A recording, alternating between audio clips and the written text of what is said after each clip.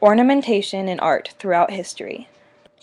Throughout history, ornamentation has been commonly used in art and architecture to embellish artwork, buildings, and common objects, often carrying secondary meanings to being decoration.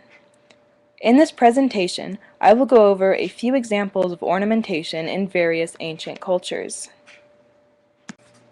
In Islamic cultures, the arabesque style is often used to represent nature and spiritual concepts without figural representations.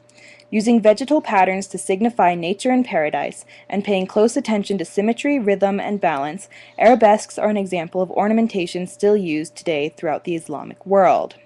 This is an arabesque on the Royal Mosque in Iran, built in 1611 Common Era. It was made from ceramic tile. Although the Greeks are usually known for focusing on figural representations of the human form, ornamentation played a heavy part in their art as well. A common style of ornamentation is called the meander motif, or Greek key. Some historians believe that this is a representation of the Meander River in Turkey, a drawn representation of the labyrinth that held the Minotaur, and that it also represents infinity. It can be seen along the lower half of this Greek amphora meant to hold wine, from 310 BCE. It is held in the National Museum of Scotland in Edinburgh, UK. Ornamentation was used heavily during the Byzantine Empire.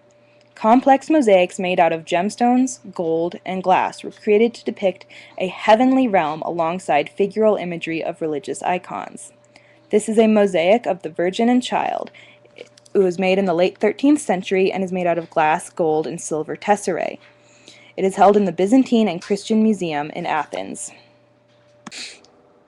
Ornamentation in Gothic architecture in the High and Late Middle Ages embraced ornamentation for the sake of beauty and to accentuate the forms that architecture took. The elaborate carvings gave churches a sense of splendor and importance. Rather than the rain gutters seen on most buildings today, gargoyles became popular during the Gothic period, serving both as decoration to the buildings and functional waterspouts. This cathedral that I can't pronounce was built in the 12th century in France, and the picture to the right is of a gargoyle placed on top of it. In Japan, art typically depicted the natural world, including flora, water, and animal motifs. In this depiction of Buddha, he is seen seated in a meditative pose on top of a vegetal-like pattern. Behind him, what many in the western part of the globe might associate with a halo, two glowing circles represent the sun and Buddha's eternal radiance and power.